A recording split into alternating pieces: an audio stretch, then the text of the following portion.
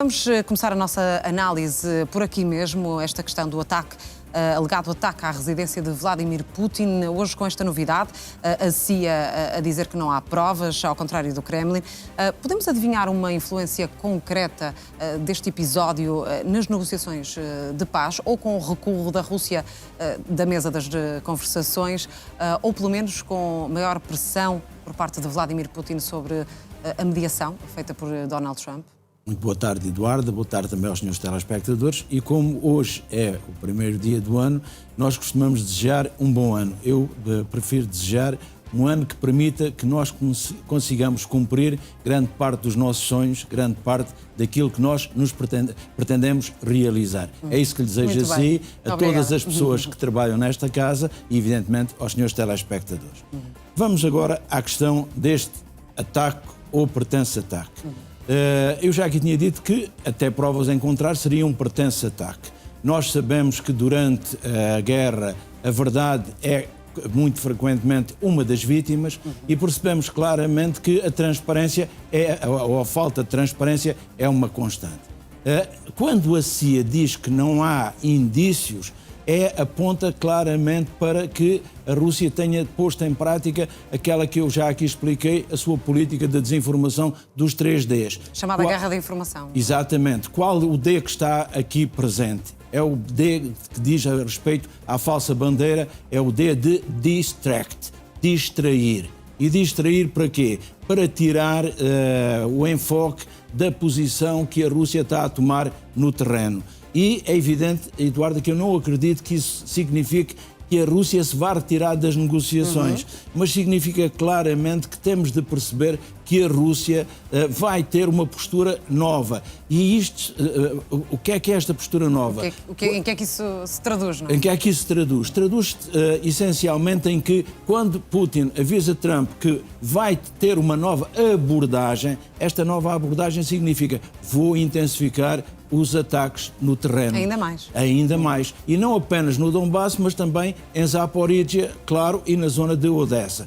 Há um elemento que teremos de perceber. Hoje faz 26 anos que Putin chegou à presidência da Federação Russa. Repare, o álcool tinha consumido Yeltsin vai resignar a 31 de dezembro e no dia 1 de janeiro entra Vladimir Putin para a presidência. E percebemos claramente que Vladimir Putin é apresentado como a nova esperança, o homem forte que a cultura russa valoriza, o sentir. A Rússia é um país muito grande e quando um país é muito grande precisa de uma liderança forte, uma liderança que verdadeiramente devia ter a autoridade reconhecida, mas não havendo a autoridade reconhecida impõe autoritarismo. E esta questão, quando Putin chegou ao poder, vai tentar, num primeiro momento, quase que uma abordagem à Europa, no sentido de negar o eurasianismo. Foi uma mudança muito curta. A seguir entrou naquele espírito de Dugin, mas que vem do século XIX, vem de Dostoiévski, por exemplo, e que vem de Ivan Ilyin, e que significou o quê? Basicamente, a Europa é decadente. A Europa não nos percebe. A Europa é aquilo que nós temos de evitar. Nós somos a verdadeira Europa. E somos Curiosamente, é um pouco o discurso que temos ouvido também por parte dos líderes norte-americanos. Não só Donald Trump, também J.D. Vance, o seu vice. E isso significa o quê? Que a Europa está aqui, a Europa que deu a luz ao mundo, que verdadeiramente descobriu os outros continentes, temos de perceber que foi a América, chama-se América. Nós dizemos que foi Cristóvão Colombo que a descobriu, há quem diga que foi Américo Vespucci, e portanto daí o nome América. Portanto, temos de perceber que esta Europa está neste momento numa encruzilhada. No caso da Ucrânia e da Rússia, o que é que esta falsa bandeira poderá significar? Poderá significar, portanto, esta nova abordagem, este escalar do conflito numa altura em que estava sobre a mesa o projeto de paz, não a continuação de guerra. E curiosamente ouvimos há pouco Zelensky falar em 90% de acordo concluído, menos 5% do que aquela percentagem que foi dada por Donald Trump. Pois. Isso tem algum significado? Acha que Zelensky poderá estar a ser um pouco mais prudente? Zelensky está prudente, mas 90% não nos diz rigorosamente nada, porque ninguém pode quantificar aquilo que é inquantificável. O que aqui está não é uma metodologia quantitativa, é uma metodologia qualitativa.